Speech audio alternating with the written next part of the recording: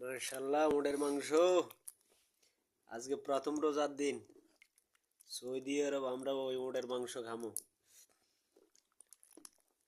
আজকে উটের মাংস কেমনে সোয়ারামো আমনা করে দেখামো ইনশাল্লাহ।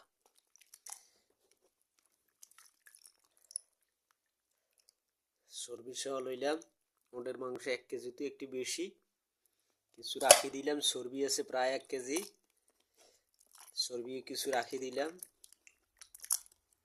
এখন সরাইতে আছে ইনশাল্লাহ 1 কেজি তো একটু বেশি।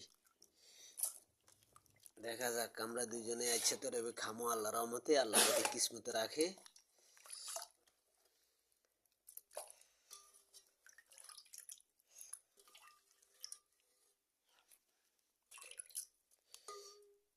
এগুলোর মশলা দিয়ে মাখি, এরপরে পেঁয়াজ রসুন এগুলো দিব ইনশাল্লাহ।